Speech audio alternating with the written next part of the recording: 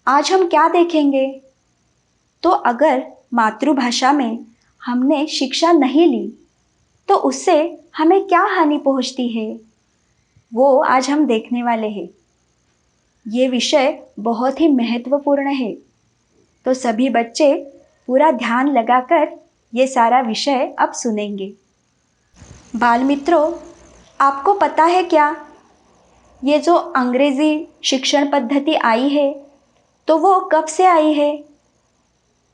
तो जब अंग्रेज भारत में आए थे ना, तब से ही ये शिक्षण पद्धति भारत में आई है। तो उस समय मैकाले नाम के एक अंग्रेजी शिक्षण विशेषज्ञ थे। तो उन्होंने ही ये अंग्रेजी शिक्षण पद्धति भारत में लाई। उस समय उन्होंने अपने माँ को एक खत लिखा था। तो उस खत में उन्होंने क्या लिखा? तो वो बोले थे, प्लासी की लड़ाई करने से हमने भारत को जीत लिया है, परंतु अभी मैंने अंग्रेजी सरकार को एक निवेदन दिया है और उसमें अंग्रेजी शिक्षण पद्धति शुरू करने के लिए बोला है। जब सरकार मेरी ये बात मान लेगी ना, तब अच्छे से ये सारे भारतीय हमारे हाथ के नीचे आ जाएंगे, हमारे गुलाम बन जाएंगे और तभी वो हारेंगे। ऐसे उसने माँ को जब पत्र लिखा था उसमें लिखा है। तो इससे क्या हमें पता चलता है कि ये सारा अंग्रेजों का बहुत बड़ा षड्यंत्र है और हम भी इतने सालों से उस षड्यंत्र की जाल में फंसे जा रहे हैं। तो ये अच्छी बात नहीं है ना? मातृभाषा में शिक्षण लेने के वजह से हमें बहुत ही अच्छे लाभ होते हैं, परंतु अगर हम वैसे नहीं करेंगे तो बहुत ही हानि पहुंचती है। बच्चों, आपको लोकमान्य तिलक जी पता है ना? तो उनका महाराष्ट्र के सोलापुर में एक व्याख्यान हुआ था। उस व्याख्यान में उन्होंने मातृभाषा के बारे में बहुत ही अच्छे अच्छे सूत्र बताए हैं। वो सूत्र अब हम देखने वाले हैं। तिलक जी ने अपने व्याख्यान में कहा था, अंग्रेजी ये जो भाषा है ना, वो आत्मसात करने में बहुत ही कठिन है, वो सुबोध नहीं है। अंग्रेजी सीखना ये हमारे ऊपर बहुत बड़ा बोझ है। अंग्रेजी ये राज्यकर्ताओं की भाषा है, इसके कारण सिर्फ हमें ये भाषा सीखनी पड़ती है और ये सीखने में हमें हमारे आयुष्य का बहुत सारा समय गंवाना पड़ता है। यदि कोई भी सूत्र हमें अपनी मातृभाषा में बताया गया ना, तो हम बहुत ही कम समय में वो आत्मसात कर सकते हैं। जैसे अगर हम अंग्रेजी में कोई बात सीखे ना, तो वो पूरी तरीके से आत्मसात करने के लिए 55 साल भी हमें कम पड़ेंगे, परंतु अगर मातृभाषा में वही ज्ञान हमें मिले तो हम 25 या 30 साल की आयु तक ही वो पूरा ज्ञान ग्रहण कर पाएंगे। इसलिए हमें स्वभाषा को अपनाना चाहिए।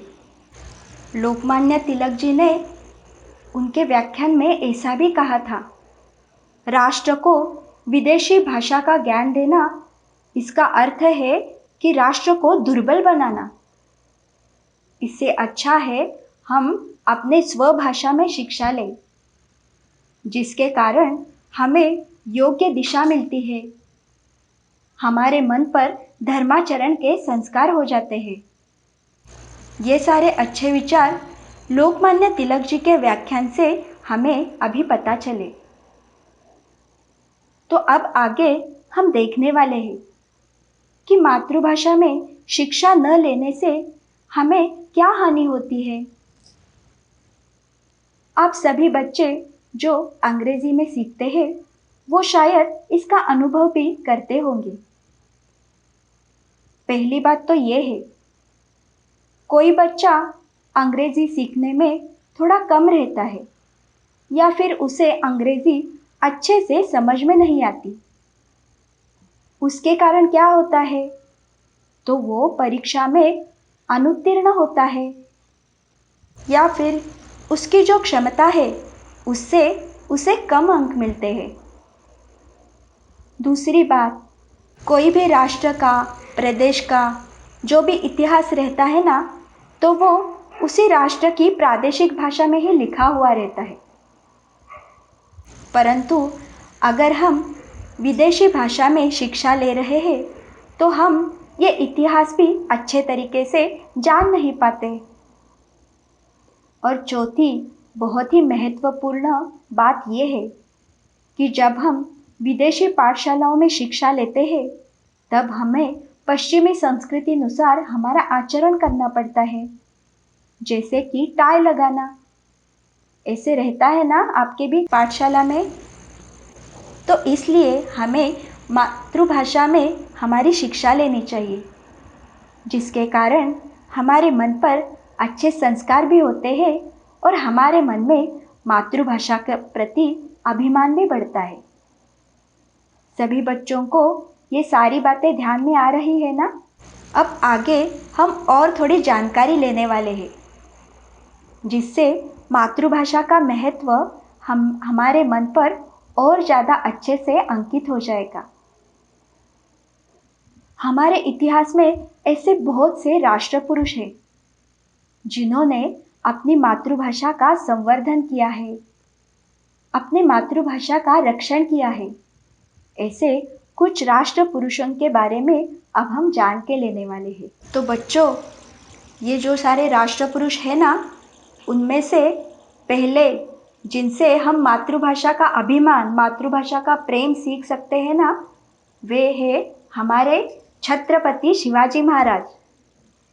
जी हाँ, महाराज ने जैसे मुगल साम्राज्य, आदिल साम्राज्य, इन सारे शत्रुओं से राष्ट्र की रक्षा की ना, वैसे ही उन्होंने अपनी मातृभाषा की भी रक्षण की। विदेशी आक्रमण उस समय भी मातृभाषा पर हो रहे थे, परंतु शिवाजी महाराज ने वो होने नहीं दिए और अपनी मातृभाषा का उन्होंने संवर्धन किया। और वे ऐसे सिर्फ बोलते नहीं थे, तो उन्होंने मातृभाषा के रक्षण के लिए स्वयं कृति भी की है।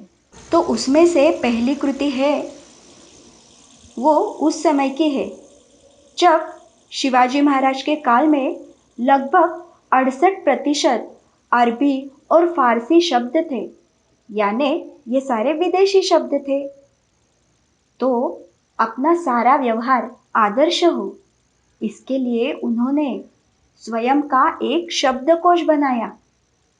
तो ये बहुत ही महत्वपूर्ण कृति है। और दूसरी कृति उन्होंने की, शिवाजी महाराज के 8 जो मंत्रीगण थे ना, तो उनके पदों के जो नाम थे ना, वो भी उन्होंने मराठी भाषा में ही दिए थे,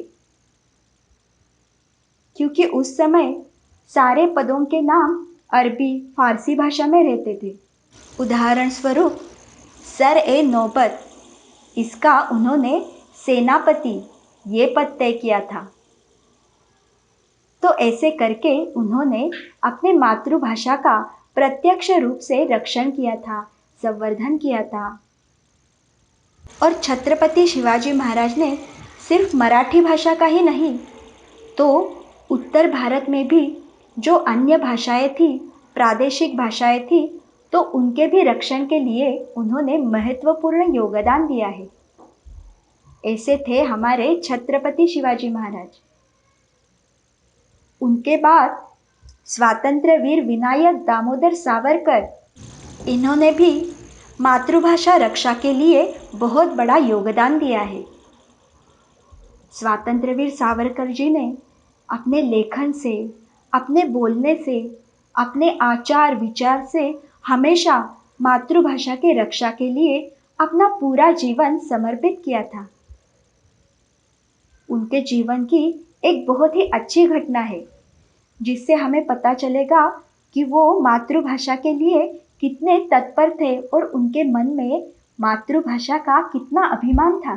तो सावरकर जी 80 साल के थे। और क्या हुआ ना, एक दिन वो घर पर ही पैर फिसल के गिर पड़े और उनकी जांघ की हड्डी टूट गई। उसके वजह से उन्हें चिकित्सालय में भर्ती करना पड़ा। वहाँ जो भी ऑपरेशन की रूम थी, यानी जहाँ पे उन्हें बिठाया था, वो कमरा वातानुकूलित था और उसके कारण सावरकर जी को ठंड लगने लगी थी। तो ये बात वहाँ की जो नर्स थी उसके ध्यान में आई। तो उसने क्या किया, तो वहाँ पे एक कर्मचारी थे, उसको वो नर्स बोली, थोड़ा ब्लैंकेट लेके आओ। उस वेदनादायक स्थिति में वे बोले, ब्लैंकेट नहीं, कंबल, ऐसा शब्द प्रयोग करना चाहिए। तो बच्चों, इस घटना से उनका अपने मातृभाषा के प्रति कितना अभिमान था, कितना प्रेम था, यही हमको सीखने को मिलता है। इसलिए हम भी हमेशा अपने मातृभाषा का उपयोग करेंगे। हम शिक्षा मातृभाषा में लेने का प्रयास करेंगे। आजकल क्या होता है ना, बहुत से लोगों को ऐसा लगता है, जो भी व्यक्ति मातृभाषा में शिक्षा लेती है ना, वो अपने जीवन में सफल नहीं हो पाती, वो कहीं ना कहीं पीछे रह जाती है, ऐसा बहुत लोगों का मानना है। परंतु हमारे इधर बहुत सारे भारतीय हैं जो सफलता के शिखर तक पहुँचे हैं, और वो भी मातृभाषा में शिक्षा लेके। तो ऐसे ही कुछ भारतीय विशेषज्ञों के बारे में अब हम जान के लेने वाले हैं। बाल मित्रों, तो ये जो भारतीय है ना, तो उन विख्यात भारतीयों में से पहला नाम हम लेंगे, वे है डॉक्टर रघुनाथ माशेलकर।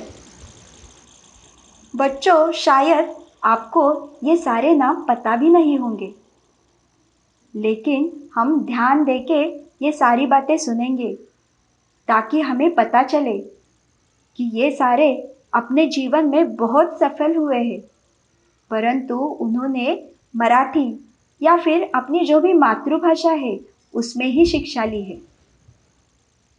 तो ये जो डॉक्टर माशेलकर जी थे ना, तो वे 10वीं में पूरे महाराष्ट्र में 30वें स्थान पे थे और 12वीं में वे 11वें स्थान पे आए थे।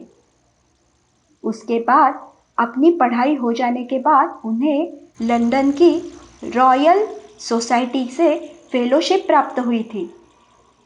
और आपको पता है, ये फेलोशिप प्राप्त करने वाले वो पहले भारतीय या मराठी विशेषज्ञ थे। ये फेलोशिप मिलना इतना आसान नहीं था। आइंस्टाइन, न्यूटन, इनके शोध कार्य के लिए उन्हें ये फेलोशिप मिली थी। तो आपके ध्यान में आया ना कि ये कितना मुश्किल था। परंतु हमारे डॉक्टर माशेलकर जी ने ये साध्य कर दिखाया था। अभी कुछ साल पहले ही उन्हें महाराष्ट्र भूषण इस पुरस्कार से सम्मानित किया गया। वो पुरस्कार लेते समय डॉक्टर जी ने क्या कहा पता है? वे बोले, मैं महाराष्ट्र में एक महानगर पालिका की मराठी माध्यम की पाठशाला से मैंने शिक्षा ली और मुझे बहुत ही अभिमान है कि मैंने मेरा पूरा शोध कार्य भारत में, मेरे देश में पूरा किया और यहाँ से ही मैंने पीएचडी की पदवी भी प्राप्त की। अपनी मातृभाषा में शिक्षा लेने से किसी का कोई बुरा नहीं होता, ऐसे उन्होंने कहा। तो हम भी इनके ये सारे जीवन से मातृभाषा का महत्व सीख सकते हैं, है ना? और अब आगे के और एक विशेषज्ञ है, वे स्वयं एक बहुत बड़े शास्त्रज्ञ हैं जिनका नाम है डॉक्टर विजय भटकर। इन्होंने ना एक बहुत बड़ा शोध लगाया है। वो शोध क्या है पता है? तो उन्होंने 1 सेकेंड में 1,00,000,000,000 गणितज्ञ क्रिया करने वाला एक परम महासंगणक बनाया है। कितनी बड़ी बात है ना ये। और उन्होंने जो ये परम महासंगणक बनाया है ना, वे ऋतु के बारे में भी बताता है। ऋतु के बदलाव के बारे में वो बहुत ही पहले जानकारी देता है, और वो भी बिल्कुल अचूक। और अगर हम डॉक्टर विजय भटकर जी के बारे में देखें ना, तो उनकी शिक्षा तो एक छोटे से गांव मुराम्बा में हुई है, और वहाँ पे एक मंदिर में चलाई जाने वाली मराठी माध्यम की शाला में उन्होंने शिक्षा ली। उन्होंने अपना पूरा शिक्षण मराठी माध्यम से ही किया। बाद में वे मेरिट लिस्ट में भी आए और सिर्फ 18.5 इस वर्ष की आयु में वे विद्युत अभियंता बने। उनके जीवन की ये जो सारी सफलता है, उसके बारे में वे कहते हैं कि मेरे आयुष्य में मैंने जो भी सफलता पाई है, उसकी नींव मातृभाषा में शिक्षा लेने के कारण ही हुई है। तो ऐसे थे हमारे डॉक्टर विजय भटकर। कुछ लोग आजकल ऐसे भी कहते हैं कि जो व्यक्ति मातृभाषा में पढ़ाई करती है, तो वे प्रतियोगी परीक्षा में पास नहीं हो पाते। परंतु इसका सर्वोत्तम उदाहरण है श्री अरविंद भाटीकर। ये सेवानिवृत्त शासकीय अधिकारी थे। तो बच्चों, 1966 में पूरे भारत में लगभग 3 लाख विद्यार्थी आईएएस की परीक्षा के लिए बैठे थे। आईएएस की परीक्षा ये बहुत ही कठिन रहती है, आपको पता है ना। तो उस परीक्षा में उस वक्त सिर्फ 150 विद्यार्थी उत्तीर्ण हुए, और इन 150 विद्यार्थियों में हमारे ये जो श्री भाटीकर है, तो उनका 33वां क्रमांक था। तो ये कितना कठिन था। और उनका शिक्षण भी अपने मातृभाषा में ही हुआ था, परंतु वे बहुत ही अच्छे और सफल शासकीय अधिकारी बन पाए ना। तो ये जो 3 उदाहरण अभी हमने देखे ना, उससे आपको पता चला ना कि मातृभाषा से हमारे जीवन की सफलता में कोई बाधा नहीं आती, बल्कि उसके कारण हमें सहायता ही होती है। तो आज से आप सभी बच्चे मातृभाषा में बोलेंगे ना, और अपने अन्य मित्रों को भी अपनी मातृभाषा का महत्व, उसका अभिमान रखना चाहिए। ये सारी बातें हम बताएंगे। चलो अब संस्कार वर्ग में आगे जाते हैं। तो आज हम स्तोत्र सुनेंगे। कल से आपने देखा ना कि हम गणपति स्तोत्र सुन रहे हैं, तो वैसे ही आज भी हम श्री गणपति स्तोत्र सुनेंगे। आपके पास अगर उसकी पुस्तिका हो, तो वो आप साथ लेके बैठेंगे और उसमें देखकर ये गणपति स्तोत्र हमारे साथ कहेंगे। चलेगा ना? अब सारे बच्चे हाथ जोड़ेंगे, स्थिरता से बैठेंगे, श्री गणेश जी का रूप अपने आँखों के सामने लाएंगे और उनके चरणों में बैठकर ये स्तोत्र पूरी एकाग्रता के साथ हम कहेंगे। श्री गणेशाय नमः।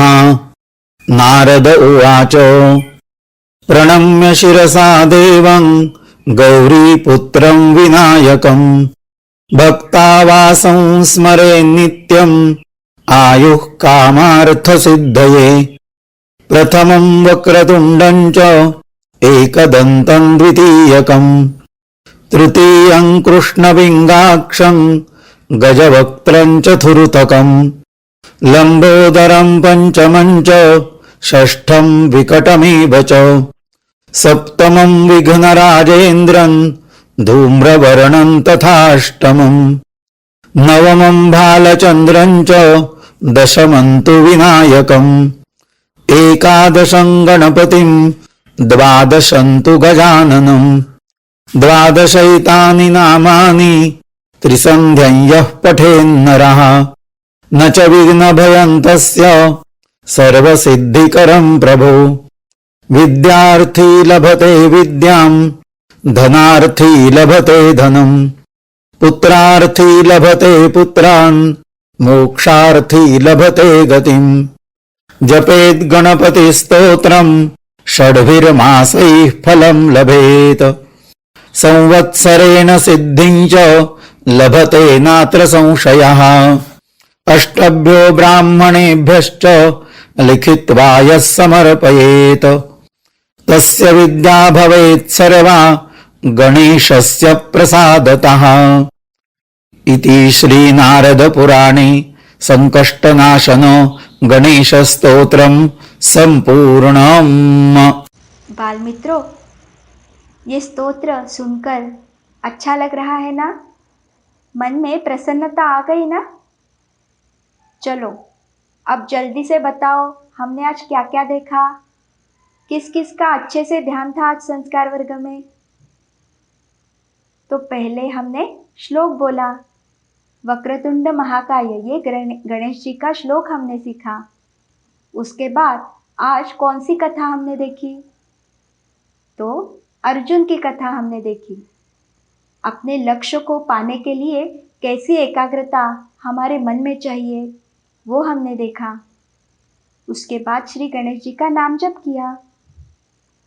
और आज हमने बहुत ही महत्वपूर्ण आदर्श कृति देखी है ना, मातृभाषा का अभिमान। मातृभाषा में शिक्षा न लेने से हमारी क्या क्या हानि होती है, ये भी हमने देखा। और अभी हमने 3 भारतीय विशेषज्ञ जिन्होंने मातृभाषा में शिक्षा लेकर भी बड़े पद प्राप्त किए हैं, उन तीनों के नाम याद है क्या आपको? कौन कौन थे वो? पहले थे डॉक्टर रघुनाथ माशेलकर जी, दूसरे डॉक्टर विजय भटकर, और तीसरे कौन थे? तीसरे श्री अरविंद भाटीकर। तो इन तीनों ने जैसे अपने मातृभाषा में शिक्षा लेकर अपने जीवन में सफलता प्राप्त की है ना, वैसे ही हम भी मातृभाषा में शिक्षा ले सकते हैं, मातृभाषा में बोल सकते हैं। और उसके बाद अभी हमने गणपति स्तोत्र सुना और घर पे कहा भी है ना। तो आज हमने जो भी कुछ सीखा वो निरंतर हमारे आचरण में लाने के लिए हम अच्छे से प्रयास करेंगे। और ये सारी बातें जिस भगवान की कृपा के कारण हमें मिल रही है ना, उस भगवान के चरणों में अब हम कृतज्ञता व्यक्त करेंगे। हे भगवान, आप ही की कृपा के कारण आज इस संस्कार वर्ग में हमें बहुत कुछ सीखने को मिला। इसके लिए हम आपके चरणों में अनंत कोटि कृतज्ञ हैं। चलो बच्चों, फिर अब संस्कार वर्ग की आखिरी तक हम आ पहुँचे हैं। आपके सारे मित्रों को, सहेलियों को आपने बाल संस्कार वर्ग के बारे में बताया है ना। और ऑनलाइन स्क्रीन पे जो तलपट्टी जा रही है, वहाँ हमारा संपर्क क्रमांक है। आप हमें भी अवश्य संपर्क करिए। उसके साथ ही हमारी जो वेबसाइट है www.balsanskar.com, इसे भी आप अवश्य भेज दें। चलो फिर कल और एक नई कहानी और एक आदर्श कृति और बहुत सारी अच्छी अच्छी बातें सुनने के लिए आप सभी बच्चे जुड़ेंगे ना। आज के लिए हम यहाँ पर ही रुकेंगे। नमस्कार।